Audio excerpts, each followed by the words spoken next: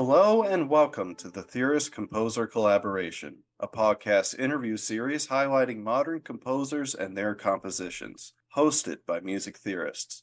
My name is Aaron DiZarilla, and I'm a graduate music theory student at Florida State University, and I will be your host for today. The music that you were just listening to is an excerpt from a piece titled Modest Mutilation by the composer Gabe Gekoskie, who is the featured guest on this week's episode alongside his music. That leads me to welcome Gabe Gekoskie himself to the program. How are you? I'm doing great. Thanks for having me, Aaron. Of course, it's been quite a while since we've spoken. To everyone, Gabe and I went to the same school for our undergrad, which was University of Florida. Yep, go Gators. It's fantastic to see, you going in your own direction and me going in mine. Both at state schools now. Yeah, you're at Florida State and I'm up here at Penn State. Up in the Great White North. I'm sure you miss the humidity. No, not at all. Not one bit. The snow makes me very happy. Okay. So, Gabe, go ahead and tell the audience about yourself, your background personally, professionally, academically, whatever you choose. Yeah, so my name's Gabriel Gekoskie. I use he, him pronouns. I'm currently doing my master's of composition up here at Penn State University, working very closely with Dr. Baljinder Sekhan. And yeah, I did like Aaron had mentioned, I did my undergrad in composition and theory, a dual degree at the University of Florida, which was great, Happy to be moving on, next chapter of the life and whatnot. But I've always been pretty active musically. From a young age, I started playing violin through the Suzuki method for about 8 years. Then I picked up trumpet in middle school, high school. And then, I got to college and I was like, I want to keep going with this. I felt, in a sense, that I had to do something music related. And then I didn't want to I kind of wanted to prove to myself that I could do something else. So I was going to go performance, and then I got into theory, and then I was like, oh, I really like writing music. So now I'm writing music, and that's what I love doing. So here we are. Yes, here we are indeed. And you mentioned it at the very beginning there, and I wanted to ask you, you're the first person that I've had on here, one of, I hope, more in the future, that is something of a music theorist yourself, not just a composer, as you said, a dual degree. And I remember in the fall of our senior year sitting through a music theory presentation that you gave on a paper that you were doing in our inform and analysis. So we're going to talk more about the fields themselves later on, but can you speak to more on a personal level, or even in your career so far, what it's like having a foot on both sides of the fence in a way? Yeah, I remember that day so well. I was so very nervous. I've never taught a class, and now I'm teaching, which is fantastic. But I was doing a presentation on, oh, what was it? It was something up with prepared piano. Yes, it was. Well, it was a player piano. And it Player was piano. Conlon Nancarrow's Piano Study Number 7. And I remember because this was Form and Analysis 1, I believe, or was it 2? Yes, Okay, it it was was 1. So it was dealing a lot with, sonata form, rondo, all that. And so I was like, okay, this piece is in a sonata form, but instead of being divided by key areas, and by this tonal structure that, we normally base form off of, it was divided by rhythmic canons, which is something that Conlon Nancarrow really liked doing. So I was like, why not present this? And I remember all of the looks of bewilderment when I played the music and had everybody try to follow the score, because it was really fast. And I had only 30 minutes to try to cover the whole thing. Bit off a bit more than I could chew for that one. But as far as, when I first started picking up composition, I was very much, into theory first. And then I was like, let me, try writing some music. Took some of the required composition skills courses for the theory major, and then that just kind of sparked my love for the whole discipline. I used to think, oh, being a better theorist makes you a better composer. Being a better composer makes you a better theorist, and vice versa. But I've kind of graduated to a different mindset of nothing really exists in that clear of a binary, where it's like, oh, are you a theorist or are you a composer? Everybody's kind of a little bit of both. I'm under a great belief that everybody should write music and can write music. And anybody that practices music should include writing music into that. And we can talk later about the discipline and how it's taught itself. But yeah, I kind of, the further that I got with music theory, the more abstract my own thoughts on the discipline became. And in a roundabout way, the music that I write now is not as theoretically intense as the music that I would analyze, because that's not the aesthetics that I'm, concerned about. And that's kind of like the aesthetics are the law. It's like there's what is it, a Debussy quote that says pleasure is the law, when he was, using all these planing dominant chords and being called impressionistic when he hated that label. I just took a French music course. I'm like, this is right off the top of the noggin for me. But yeah, so my music is very aesthetically driven, and I see it more so as theory is a set of tools that I'll be able to whatever I want to say. Theory's not going to necessarily help me form what I want to say. It'll just give me a vessel to do it. It'll give me a medium to do it.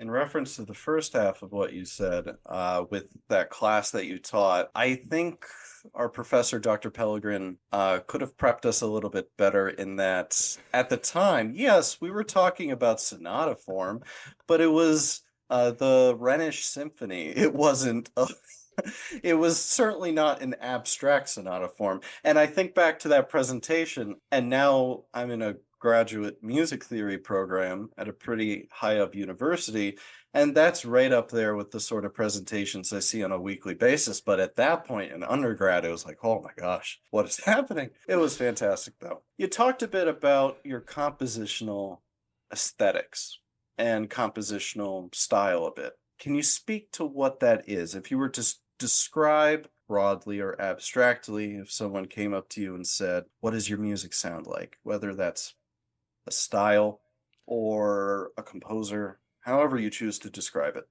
Yeah, I mean, since I'm pretty early in my compositional career, and I think one of the hardest things when people are just first starting out is really creating a voice and like some level of consistency. But I find the more that I write, the more consistently it sounds like, oh yeah, Gabe wrote that piece, and you could kind of like pick it out. But I've bounced around from a few different aesthetic camps, and right now I'm really, really hooked on hyperpop. I love hyperpop so much. I love how tongue-in-cheek it is. I love how self-aware the genre is. I love how queer the genre is. And it's just this amalgamation of being a homunculus grown out of the digital age. Like I love it so much, and I like the level of overt self-awareness that I try to apply it to some of my music. I'm still trying to find more sophisticated ways to do that, but I think this division of music being either highbrow or lowbrow, not only does that have like very racist connotations with eugenics, but also it has this connotation that like music can be qualified, in a spectrum of good and bad. When I think it's more of a question of whether a composer's idea was successful or unsuccessful, how they wanted it to be conveyed. And so with that, some of I look at some of the things that are typically seen as this not as advanced, not as complicated, like a 4-chord melody or a really catchy tune, or a simple chord progression, catchy melody, annoying sounds, repetition. That's a huge one too, just like blatant repetition, which kind of ties into some of my minimalist inspirations of really driving something home. But I also I'm composing through the lens of somebody with ADHD, appealing to an ADHD focus of, oh, if I'm listening to a Mahler number 5 and I'm trying to draw a line and follow a small unfolding idea for the whole symphony, that's going to lose my interest. That might lose my interest, and I want to stay interested. I want my music to get stuck in my head. I totally support, and I'm so happy you said that because I feel exactly the same way. And it's like the music that I feel weird saying this, but I guess the music I specialize in analyzing, or at least do the most often, is pop music. And I say that with a big capital P. I just did my a final presentation on like the compositional history of Rick Astley. That's great. That has taken the bit to the nth degree, you Yes, know. yes, it is. So I really appreciate that. That's not to say anything less of Mahler's music, but I also For sure. understand that train of, I know you're not saying that either.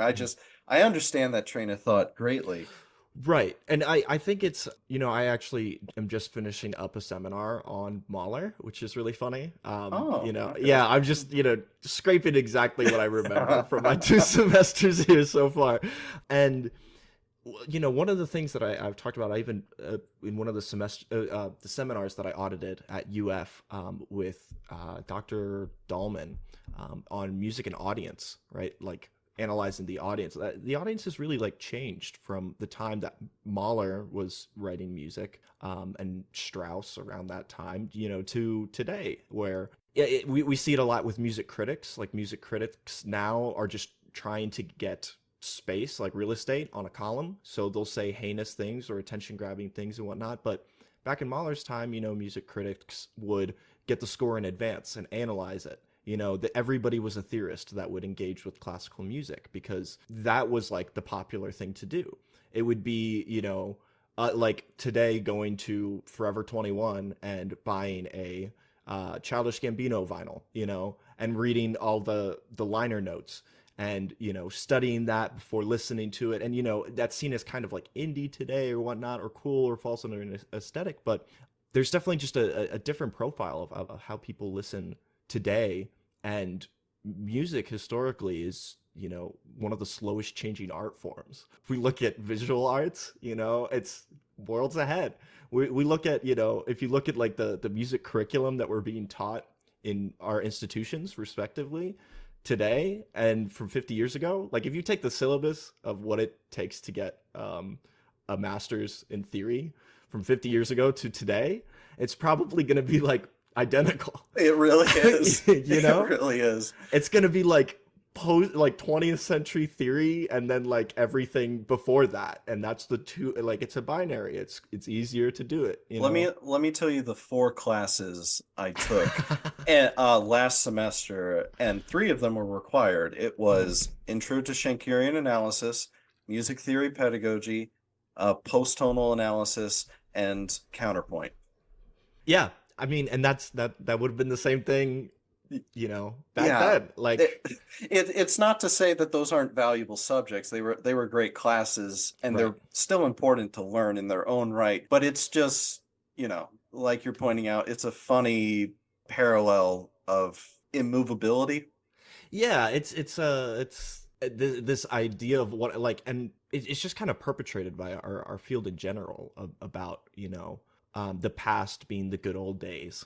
Oh, we have the geniuses and we have the masters and the master works, that we keep performing as if earlier was a better time than now. And that, I feel like that sentiment just perforates every aspect of institutional music from where we are, and reacting to that is a big part of my compositional process of trying to think about all of that, and at the same time, like thinking about, I had a really good conversation with one of my professors, one of the musicology professors here, Chuck Humans, and we were talking about how sometimes it can feel really insignificant putting all this effort in, to write a major work or to publish a book or, do all of this research when like there's an active genocide happening on the other side of the world, and like how do you grapple with trying to make a difference and like make your surroundings a better place when there's like the nth magnitude of other things going on, which is a very like Mullerian way to look at things, kind of poetic in a sense, considering I just spent so long with this guy's music,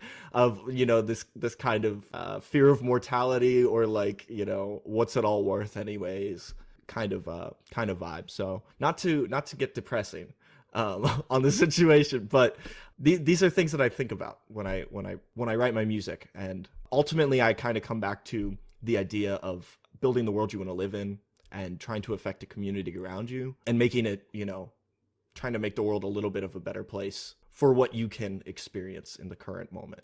This is a beautiful conversation, and I almost hate to move on from this area of It's okay. topic, but we will return to it. But of course, we need to be, or I'd like to spotlight your piece that we're going to be talking Oh about yeah, today. that little old thing. Yeah, that little thing. And so I actually I think in a way this is a good segue because you're speaking about how you conceptualize music, the story within it, and the purpose behind it. And so the piece that we're going to be looking at today, the one that you sent me and the one that the listeners will be hearing as well, is Modest Mutilation. Now, Gabe, explain yourself with that title. I say that a little accusatorily.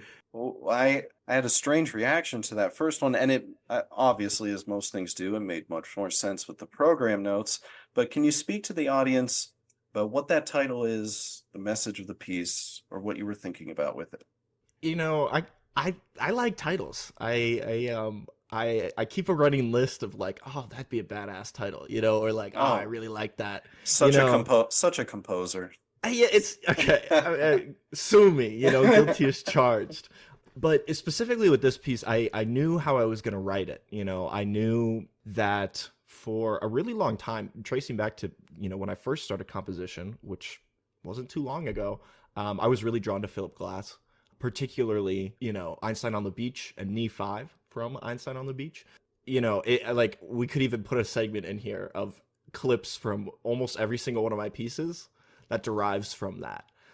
The first sound installation I ever, did was called Measuring the Ocean with a Teaspoon. And that comes from the monologue that the narrator is saying in Knee 5 when he's talking about the story of love and how, the guy can't explain how much he loves the girl. So he says, measure the waters of the ocean with a teaspoon, number the grains of sand on the beach. Count the stars in the night sky. It's impossible tasks. So I knew that this piece influenced me a lot. Knee 5 influenced me a ton, and I was kind of getting sick of it. I love the piece so much. I could turn around and just go play it because, I mean, minimalism. You only got to know like 30 seconds of music, and then you just rep it. It is okay. I mean, we'll talk about performing minimalistic music because that's a whole other ride. But yeah, so I knew that this influenced me a lot, and I kind of wanted to do a farewell to it. I wanted to, write a piece that was as blatantly influenced by Knee 5 as possible and, make it my own and send it off and be like, I'm done here, moving on to the next inspiration.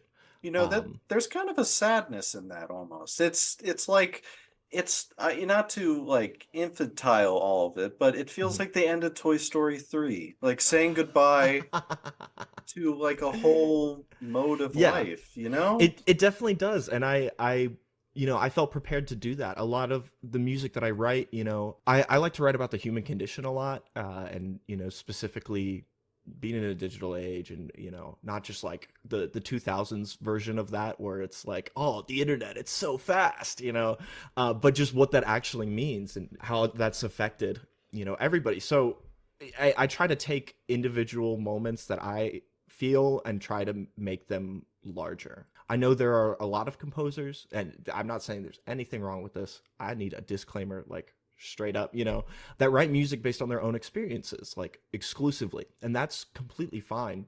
But I like to abstract those in a sense of like, if I'm feeling this, then maybe somebody else has felt something like this too, or could get something out of it. So in that sense, I wanted the title Modest Mutilation is referring to the more that you hold on to something that you love, like the tighter that you hold it, the less like itself it's going to become. So in the sense of me holding this piece really close to me, it got distorted into something that it's not. But if you hold like a loved one, if you're really overprotective of like a loved one, say like a child or whatnot, that child's not going to be like that child anymore after a while. They're going to be a reflection of you. You're going to mutilate them even though you have, this positive intention of protection and of shielding. And I think it's poetic in a way of like letting art exist in isolation sometimes, or letting it have, a timeline of its own and not messing with it. Oh my gosh, this is making me feel kind of sad. I'm not gonna Oh, I'm lie. sorry. I'm sorry. No, no, no, no, no. Just to say sad is kind of simplistic. I think, although at first I thought the title was a little absurdist, which I guess in some ways it is a little bit, For sure. but especially after reading the program notes, and I'm sure the people listening will be able to feel this after hearing the piece some and hearing your rationalization just there about it, it really does make you just zoom out a little bit about thinking about what you're holding on to, what you should be and should not. Is it really what it was, and so on. So I like what you're saying about how, I'm personally one that prefers to engage with music that has an explicit meaning or message or story or so on. Doesn't need to be. Music for music's sake is always fun, but I like, even if it doesn't have an explicit compositional meaning, I like to attach things to it. But I really appreciate your abstraction of experience in that you can mold, within limitations, mold the meaning of your piece to adapt to whatever the listener, the analyst, or whoever's experiencing the music can adapt that experience to their own in different changes and ways. So I think that is a very thoughtful way to interpret musical meaning. That's I'm happy to hear you say that, because I've been called out for that being BS sometimes, of like, oh, it's so vague that you can say it means whatever you want it to. But I try to be so intentional with that. I really do, and I appreciate, you recognizing that, because I do a very similar thing. If I'm listening to a piece of, let's say, absolute music for music's sake, I'm gonna try to attach a meaning to it, something that will allow me to relate to it. So as a composer, I want to make a space for somebody else to do that. For somebody else to interact with this piece and be like, oh yeah, that's what I felt. Or to just zone out and be like, that was cool. Oh, that was a beat drop. That sounds great. Like, four on the floor right there, that's groovy. For them to encourage a reaction instead of just a complete zone out is you know to reduce my goals into just like one statement. That's what it is. you know Yeah. Yeah, I mean, on the comment of if you make it so abstract or so loose that it can really mean anything, that criticism gets thrown at so many different kinds of art and art analysis that in some ways it's true, but I feel like that criticism is used without moderation, if you know what I mean. For sure. Yeah, it's kind of reckless, and overstated, in a sense. And similarly to how I was describing music reviewers earlier, sometimes people just want a reaction. They just want real estate. They want a column. They want to call art BS, or they want to look at a very simplistic piece of art. Or let's say, like, people rag on minimalist art a lot. So if a columnist will write a review about a piece of minimalist art and either tear it to shreds or absolutely adore it, it's going to generate a reaction, which I think it's almost poetic in a way, because I see the purpose of a lot of art is to get a reaction, inspire some sort of thought. What that thought is can be like handicapped, and it can also be super free, which is kind of what we're talking about here.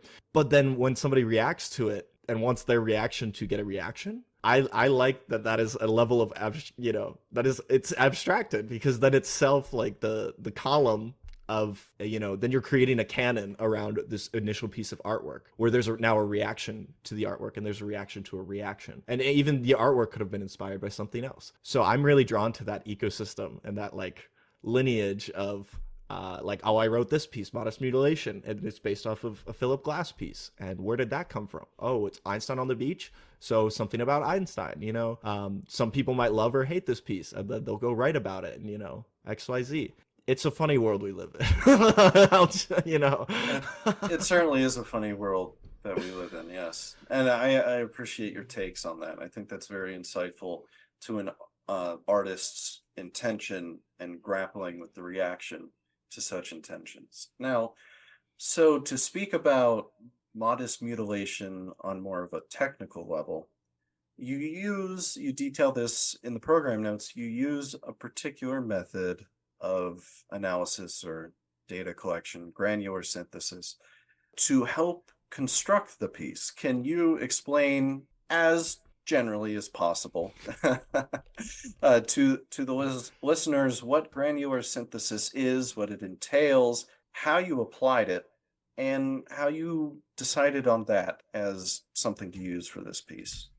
Yeah, so I mean, just to talk about granular synthesis, we got to talk about what a grain is really fast. And I think the term was popularized. If somebody cites me on this, please do. But in Micro Sounds by Curtis Rhodes, I think maybe it had been like thrown around or used or published before then, but that's where I know it from. And essentially, like, a grain of sound is the smallest perceptible unit of a sound. So it could just be like a little blip, but if it's audible, it doesn't necessarily mean that you can hear the content of it, but it comes from a greater thing. And so, grains have been used in a lot of electroacoustic compositions, on the electronic side to create a different way of listening, of taking these and either screwing with your perception of time of where is that coming from, or creating sound masses. So grain clouds are like a huge thing, and that's just when there's a bunch of little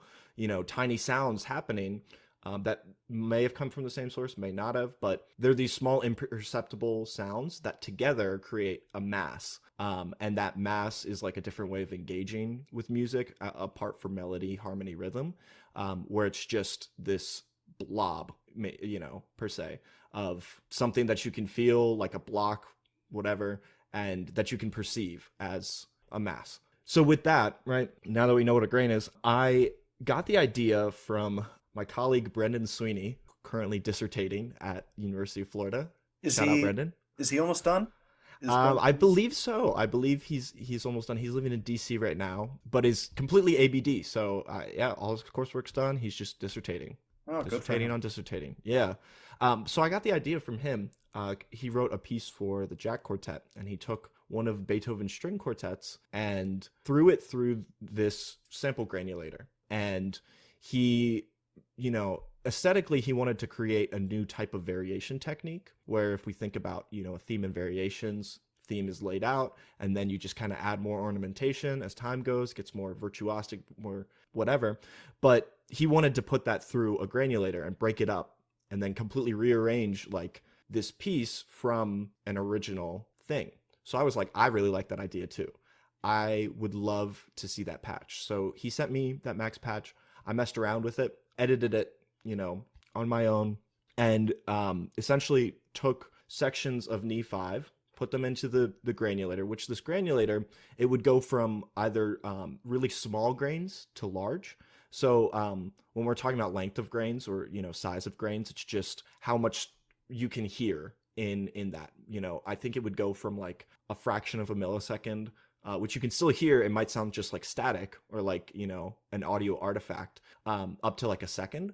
And so I could like reverse which way they would go, whether it would, get really go from really small to really large, or vice versa. And I could also change the envelope of what each grain was. So the attack, right? The attack, decay, sustain, release. I could change that. And with most of them, I just kind of made like triangles of, it's either going to start really quiet and get really loud over the course of it, or vice versa, or it's going to sound like super staticky because I just drew scribbles in the envelope box. I just played around with it. I took this, made a mock-up in Logic, and then I transcribed it. So I transcribed this piece that is now like completely granulated, all over the place, and is also for violin, narrator, choir, and synth. And I was like, I'm going to take this and I'm going to make it for a sax quartet. So there was this level of abstraction of like, how am I going to do that? Which I guess kind of goes into, the process a bit more. But I essentially sat at a piano and I learned the whole thing. And so I'd say like 95% of the material in the piece are direct sonorities from my granulated mock-up. So throughout the piece, I was saying I could take the granulator and make it go from big grains to small ones. That happens quite a few times. And it gives this like speeding up effect because the grains are getting smaller and smaller. Or, I think, yeah, that's the only way that I really go, is like small to large. And then I think I did, or sorry, I large to small, but I think I did small to large and then like flipped it. So there's some like reversal in there.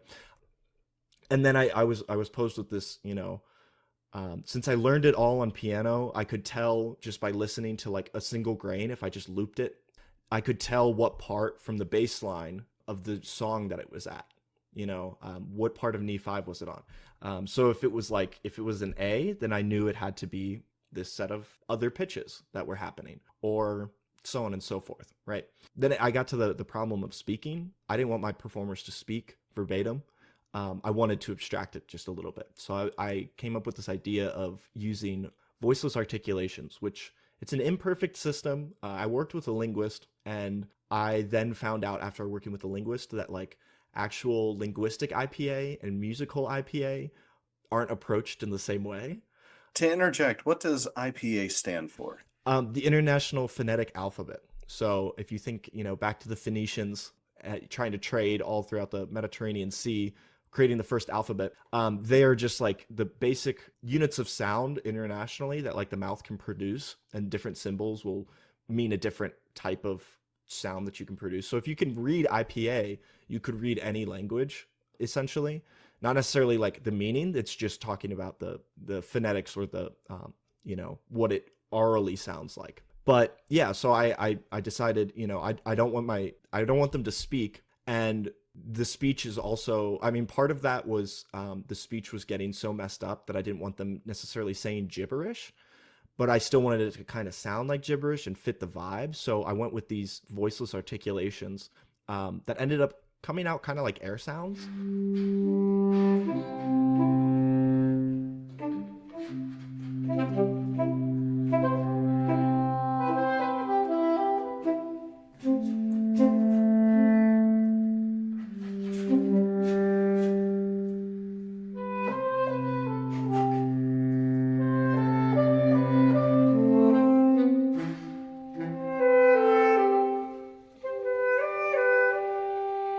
And I liked it. It was good. It kind of, I wanted it to be like you are articulating, on your instrument, but in these different. I tried to really go for voiceless plosives, so things that don't require like vocal cord activations and are really just done with like the lips and the tongue, and hitting the teeth. And it kind of worked, it kind of didn't. It was an imperfect system, but I really liked the end result. That Project Fusion, which was the quartet that I wrote this for, definitely check them out. I'll send you links so you can put it in the description. Yes, of um course. And so to surmise a couple of things, not to summarize, no, because yeah, please. that thank you for the description of granular synthesis and what a grain is. And if any of it was lost on people, that's okay, because it is a very difficult subject to grasp upon.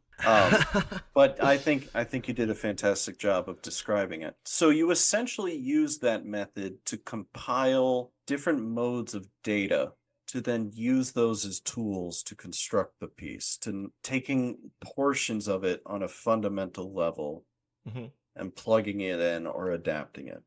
Is Yeah, that about right? yeah, essentially. I mean, it was if think of it almost like a filter, like if you're gonna put reverb on something, I just kind of did that. But I was selective with what parts and how I was doing it, but I put it into the patch, and then it came out the patch into a new piece. Yeah, and what I did, my method for these interviews and analysis is to always listen to the piece. Of course, I read the title because I see the audio file, but I listen to the piece first as if I was an audience member and Hmm. try to guess what's happening. And I could tell just without any context. I wouldn't go as far to call it Modest Mutilation a minimalist piece. But as you've very well described, and as anyone could probably guess by now, the aesthetic is there. And we've talked Yeah. about aesthetics previously. Hmm. And if you listen to Knee 5 and Modest Mutilation back to back, it's it's a tricky thing to say because there's obviously inspiration, Hmm. but you didn't and it's interesting because the granular synthesis accomplished taking direct inspiration but transforming it into abstract inspiration without it is a very interesting technique of adapting without directly adapting. I don't know how to quite describe it. And Hmm. so, as you know, as a maybe former minimalist composer, if you want to say that, or formerly minimalist inspired composer, when you choose the pitch material, it Hmm. is of course any composition it's essential, but most especially minimalist because you're dealing with an economy of means. You're only using so much, Hmm. or you miss the point of minimalist. Hmm. So when you're choosing what to take from the granular synthesis and the analysis from that, how did you balance between keeping the aesthetics, but also keeping the aesthetic intact? Because you really could have gone crazy with it and taken all the grains you wanted and manipulated them as much as possible. So, how did you keep yourself in check to keep the aesthetic while also going further? Because it clearly does. I really appreciate this question. I'm also I'm so thankful not only to be here but that you listened to my piece more than once. Believe it or not, that's fantastic. I love it. Um, so I mean, part of it was I knew so I wrote this for Project Fusion, which you should definitely check them out. They're super cool people. Love them all. And they were coming doing a residency at Penn State. They were working with the sax studio and whatnot, but they also we got them to do some reading sessions for us for the composition studio. So the three current composition graduate students, we all wrote a sax quartet for them, and it was a reading session. So part of what kept me in check was knowing that this had to be feasible in about an hour of sight reading in a controlled environment. That You is a know, very responsible reason and answer. yeah. So I mean that was definitely part of it, but I also I realized I've talked about my aesthetics previous on this episode about my influences of hyperpop and attention grabbing and whatnot. But I'm realizing that I really realized with this piece that I can sit just a little bit longer on some of my ideas. Like I can let them germinate for a second, not to like a Malarian Wagnerian like length of 6 hours. Hate Wagner, whatever. But you know, like I can allow them a little bit more time to breathe and give it almost like respecting what I just wrote. Like respecting this idea and respecting the space and respecting the aesthetics of minimalism because I was trying to operate, reacting to that canon, where it's almost pseudo minimalist. It's got direct inspiration from this minimalist piece and moving forward from there. But I appreciate the question about the pitch material. I kind of just took it all from the grains, like what I could figure out. But through analyzing, knee five myself and using inspiration, I'm really drawn to the fact Glass does it a lot of kind of abandoning the tonic dominant pole that we think of a lot of like tonic being home and dominant being this pool that will take you back home, or just sitting in those two realms. Because, like I had mentioned, I see so few things now as binaries, and that even applies to theory. Where that's like one way to do it. But with minimalism, it's almost creating other benchmarks of in knee five, it's just like a 4 chord cycle that keeps going. It almost reminds me of like a hexatonic cycle, like in Neo-Riemannian theory of going major to minor, then moving a third away, major to minor. Like it creates almost you start at any point in it and you can stay within the cycle. And that's something I really like about Glass's music. And I particularly like about knee five is it's so simple and you could listen to it for hours. And then it grows just a little bit, changes to something else. And yeah, it's the work was kind of done for me, using this much inspiration from the piece. Yeah, I've interacted a lot with like analyses of Philip Glass's music, and there's a lot that people can get into the weeds of. When I really think it comes from like having a head for that aesthetic and being like, this is the world I'm living in, and I'm going to replicate this. Some people can really get in the weeds of like, this note comes back 60 measures later, and this specific tessitura, is important because and Hey, XYZ, hey, no, I know that you're not in school. I know you're not in grad school for music theory, but don't call us out that hard. Okay, all right, listen. I love all the music theorists. That's why I'm Yeah, yeah, here. This is my yes. community service to the theorists. I'm kidding. I'm kidding. Any sort of- Um, so you say that a lot of your work was done for you, but I think the practice of purposeful compositional restraint Mhm. is a practice in developing your musical maturity because that can be difficult. You probably remember earlier comp lessons. I had to have comp lessons in undergrad too. You write like a theme every two measures or something like that. Of Right. course, this is not that extreme, but yes, I think that modest mutilation is definitely a great practice in how to adapt a style and inspiration and be in this almost uncanny valley of new and old, which Mhm. it goes into the theme of the piece itself, which is what makes it really cool.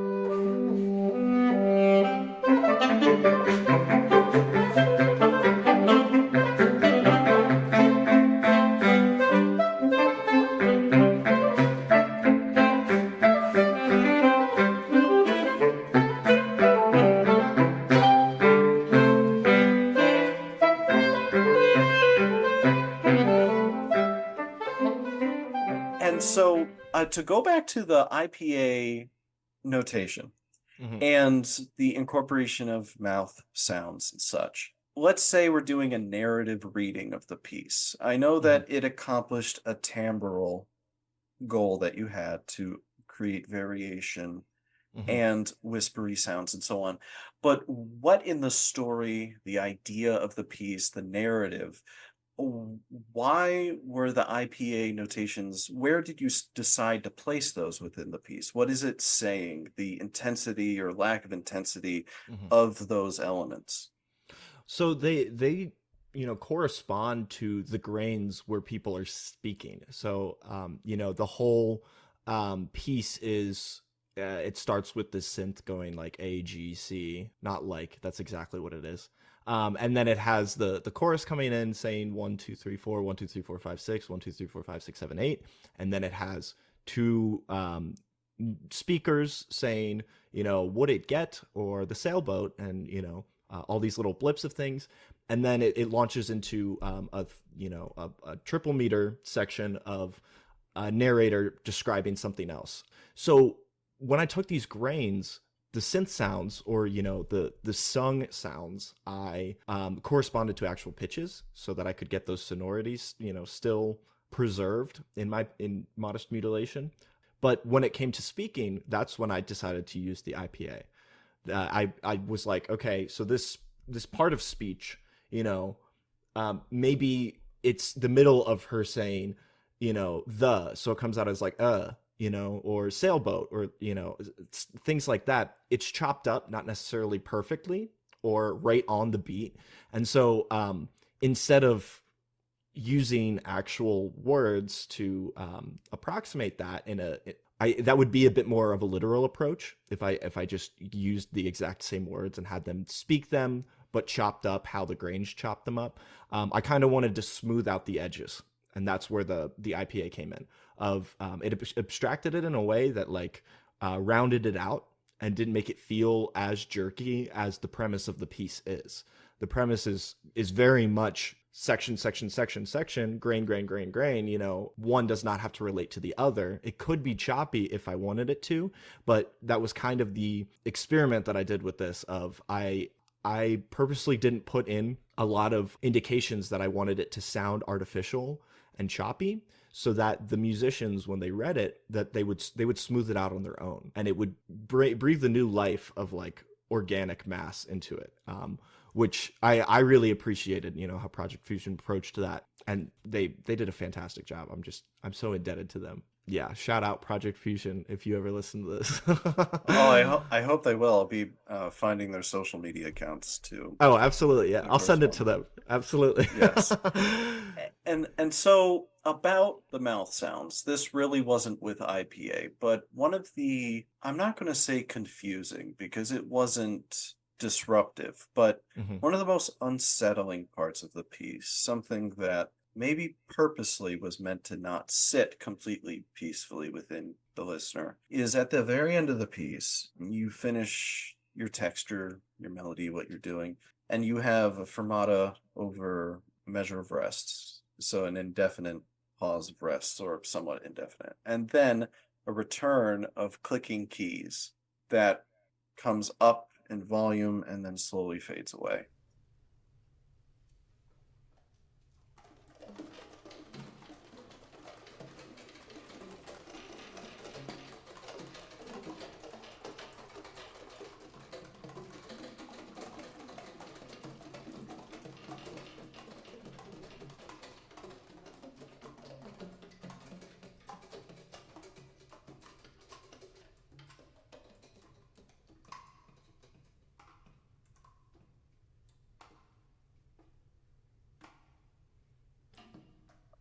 When I say it's confusing, I don't mean that it doesn't fit. It fits just well with the aesthetic. But what are you saying when you have that? What are you doing?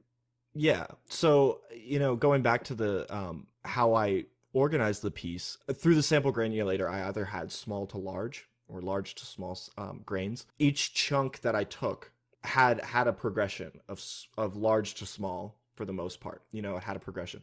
And my challenge then, was to create a system or multiple systems of representing this density, these grain clouds that end up at the end, and how do I represent that? How do I represent this very electronic thing? So through it, the very beginning, very long grains, and it goes to smaller till it gets to that 30-second note flurry of just a massive sound. And then I was like, okay, massive sound, great. Let's try metering it next time. So I have all those like metric modulations towards the end of the second section. And then with this final section with the key clicks, I was like, what if we just abstract, like pull out all of the harmonic language, and we just leave the essence, like the vibe of what I was trying to do, which was, in this case, it was take the small grains and make them big. So it started with a grain cloud with a flurry of clicks, and then it got longer. The grains got longer at the end. So it was kind of like large to small, large to small, small to large. Flip them up on the third time. Yeah, that makes sense. That makes sense. I suppose I was thinking of more of it in a personal experience, almost spirituality way of, oh, what is this meaning to me? Which I Mhm. guess in a way is, your intentions of abstracting the purpose of the piece to be Mhm. adaptable to the audience was successful in that light because you got me thinking immediately without even having context what was happening. So, one last thing about modest mutilation that I want to talk about is something unique so far with people that I've interviewed is instead of sending just an audio file, you sent a specific link to your YouTube page where it was accompanied the recording of the piece Mhm. was accompanied by an animation. One that I'm going to have this of course is going to be included in all of the social links to your information, but I'm going to have a specific link to this animation with the piece, and I encourage everyone to watch it with nice headphones. It's a very neat experience. And I wanted to ask, how did that collaboration with the animator come around? What was that like? Yeah, so it had initially started of I wrote this piece, I got it recorded. I worked with Project Fusion.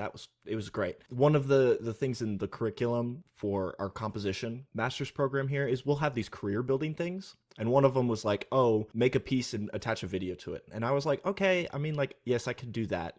I could just record, people playing a piece, but I've always wanted to work with an animator. And so I was really set on that. I was like, I'm going to find an animator who's going to animate this piece. The problem is, I am a master's student, and I'm broke.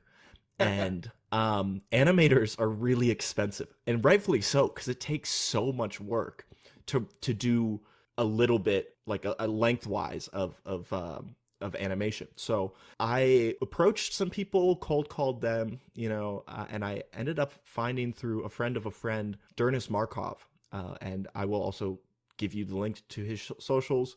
Fantastic animator. He's the one that animated the accompanying video for Modest Mutilation, and he would, he didn't do it for an exorbitant amount of money. We cut a deal and decided to start working together, and he was really drawn to my music from what he said. He really liked it, and he was like, this will be great. I have some ideas. And I specifically didn't give him any creative direction. I was like going back to abstracting the meaning. I wanted him to listen to it and be like, take whatever meaning you feel and then do that. So that's what he did. And he hand drew all of the panels of this animation, which was insane.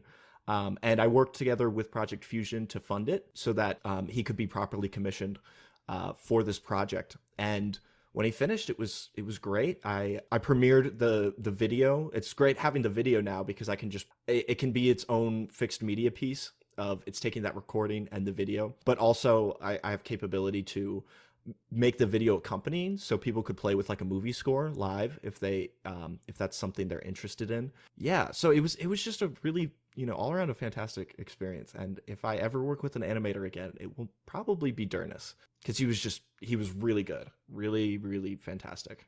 Yes, there's a whole area of both composition and theory, as you well know, that is completely dedicated to the relation of the visual arts and audio and music specifically. So much analysis with it, and I feel like there's a lot of meat on the bones when it comes to even your piece with that animation. It was so artful and impactful. I can imagine it in a dark room on a projector alone in an art museum as an installation with that video and surround sound.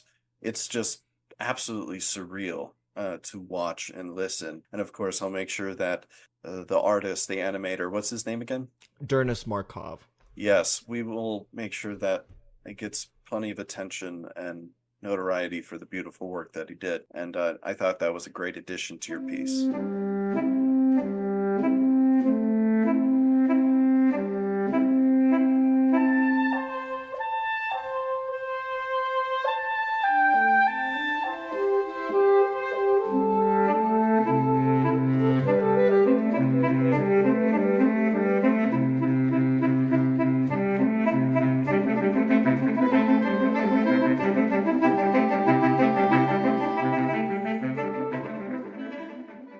Now we're in the part of the podcast. Now we already kind of discussed a whole bunch of it at the beginning, Yeah. which was really fun and natural. But let's talk about the fields abstractly. What does composition mean to you? What does music mean to you? You really Really light this questions. is, Really yeah, li- I was about to say this is, I could throw around the it's too vague BS that we were talking about earlier, and I'll subtweet you about this Yeah. actually. Yeah. I'm giving you the keys to the car. You can drive wherever you want. Right, right.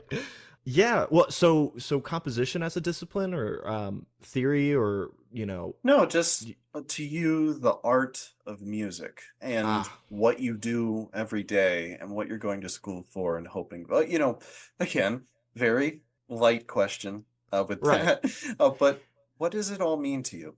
Yeah, I mean, to me, like, it's a creative escape. There's no doubt about that. That's kind of a given.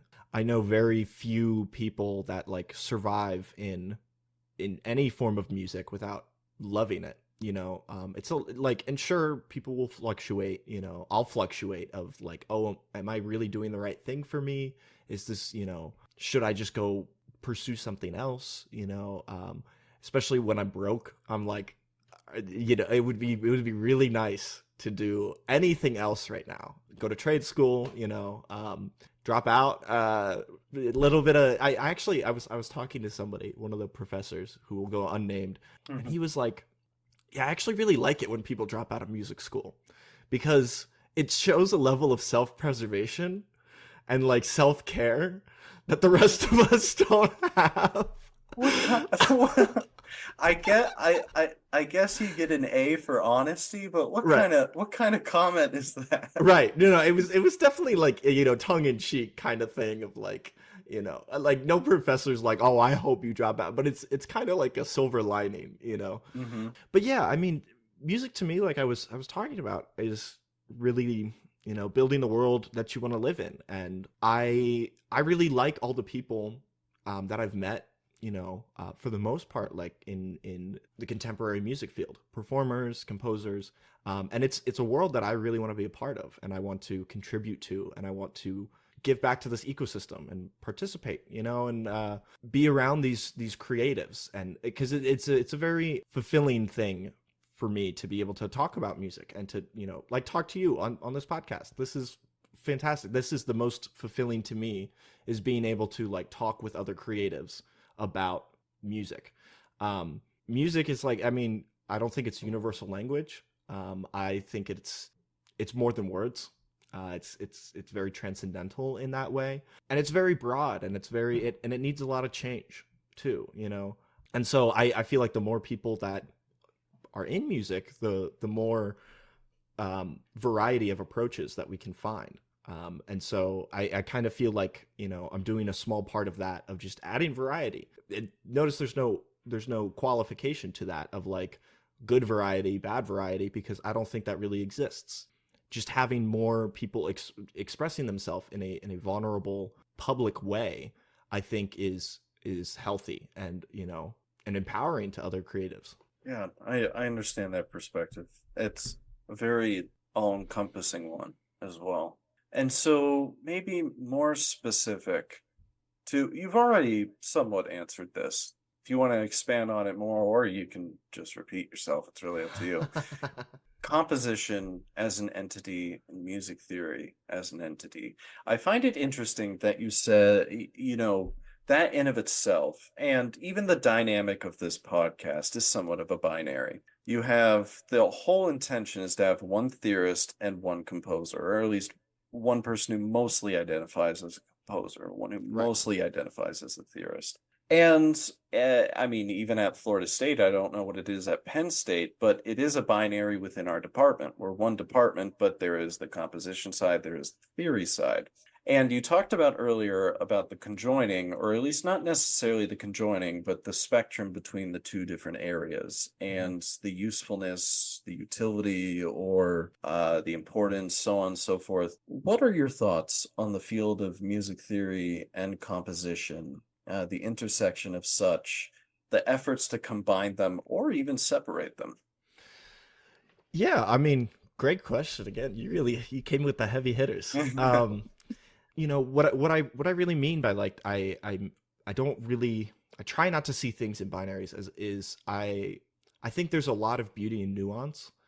There's a lot of beauty in the specifics and whatnot. If we overgeneralize everything, then you miss out on a lot of great things with everything. Like if you said every tree is just a tree, then you wouldn't get to notice the difference between a maple or an oak or a yew. So with theory and composition, I feel more so strongly about that, about them existing on a spectrum, of not like, oh, it's theory or it's composition or somewhere in between. But when you think about like the field of musicology and theory and composition, they all existed at one point before breaking off and being specialized, right? And because you couldn't essentially like do history without knowing a level of theory or composition, because with theory comes like a knowledge of like how to write things. The difference I mainly see when we get into like the disciplines of theory and composition is they both might have the same tool sets, but they're applying them in different ways, which again I like the beauty of nuance. I'm glad these fields are separated and whatnot, but I think people's identities as a theorist or a composer or a musicologist or a musician are multifaceted. And to say that you're one more than another, I think is just kind of what you spend most of your time on. I currently, I'm wrapping up because as it comes to the end of the semester, a techniques of composition course here at Penn State, where I'm teaching non-majors, non-composition majors, how to compose in like a 1 semester crash course. And I always tell my students they're just as much of composers as I am. The only reason I have the title is because that's what I spend all day, every day doing. That's what I want to identify as, and like a group of people that I feel comfortable putting that identity on myself. And sure, like I have a composition degree, but I don't think that's as much of a qualifier, other than just kind of a proof that I took a set of institutionalized classes, which I think I like that there's nuance and there's people doing nuanced things, I really appreciate that, because you can really get into the weeds of what maybe somebody else doesn't care about, and you can spend a lot of time having a lot of fun with that. At the end of the day, we're all just trying to, be happy, and be happy with what we're doing. And so who am I to say that should like go away? The problems that I do see, going forward in what have already reared their ugly head, especially in composition, there's a lot of predators in composition. There are quite a lot. I know this kind of like a curveball. I was talking about like the academic side of things, but I did not expect that to come out of right. your mouth. I mean, Well, it's clear as day, and it's perforated, all musical institutions. Just recently with the New York Philharmonic, and prior to that, like numerous ones that don't get public coverage because it's yeah. I mean, there was a really good I'm forgetting her name right now, but it's she had equated or discussed the issues with how the New York Philharmonic had handled the situation with the two assailants and the predators that they invited back to the orchestra, as like when these kind of things happen, everybody knows that they're already going on, right? It's just whether or not the story is going to break, whether or not a journalist is going to fight hard enough to get that story to break. So it's kind of this good old boys like cover up of, oh, that shit's happening, but we're gonna stay quiet about it because I want to keep my job. I want to, I want this person to keep my job. Oh, they're my friend. There's not a moral accountability in, I mean, a lot of the arts, not music exclusive. There's a lot of like of morality that has been lost, and that needs to be accounted for. Needs to really come back. And I think, the institution itself, especially when we think about our theoretical approach, being very Schenkerian based, I mean, you can kind of draw a lineage of like how that influences, our way of thinking about music. And oh, Gabe, yes you can. yeah, Yes you yeah. can.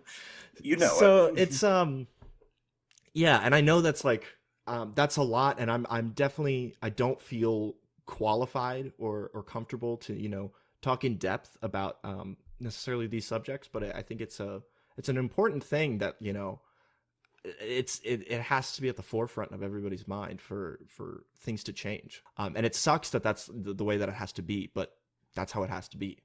Yes, and although that was certainly a curveball, in a way, though, philosophically, it's very interesting to hear your thoughts and to hear any guest thoughts. But theory, just like theory to composition, there's also reality, and that is, you were just naming a very deep and dark reality of parts of the field of music, composition, theory, too, all sorts. So that's still important to highlight, as you said. So on that note, this has been That was a really good connection you drew. I do appreciate that. Spoken yes, like a true theorist, which spoken that like is not a derogatory remark. Eh, I'll take it. I'll take it in stride. I'll take it. I'll take it good. So, this has been a phenomenal conversation. I really have loved having you on. And how can listeners, I'm going to be listing the different things that you sent me, but how can the listeners best contact you for any questions or inquiries or comments? Yeah, I mean, you can follow my Instagram at gabe.Gekoskie, which, I mean, that'll be in the description. You can also check out my website at Gabriel Gekoskie. That's how I, sign all of my compositions, but you can just call me Gabe. You could DM me. You could, go to the contact form on my website, or contact Aaron and he'll set you up directly. That's fine. Yes, I certainly will. That's part of the point of all this, yes. But as Gabe said, all of these things will be in the description of wherever you're listening to this. Gabe, thank you very much for coming on to the Theorist Composer collaboration. This has been a fantastic conversation, and thank you for sharing your piece, Modest Mutilation. Great. Thank you so much for having me.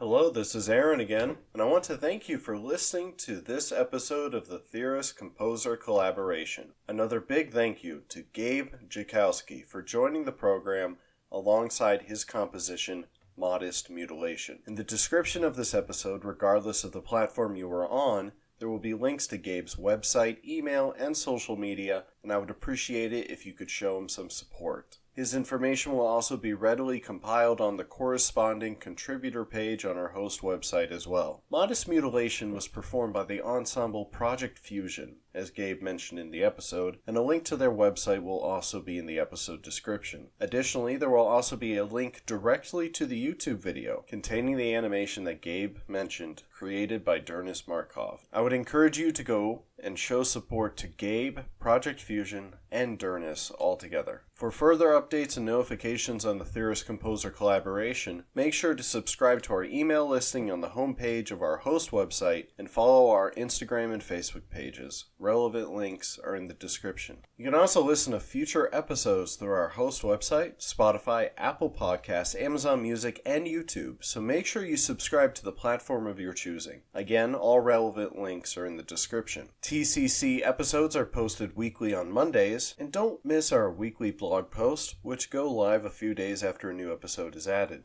I'm also very excited to promote that our next featured composer is Dr. Nico Gutierrez, with his masterful orchestral composition, Teogonia, featured as well. You won't want to miss it, but until then, this is Aaron, and thank you for joining the TCC.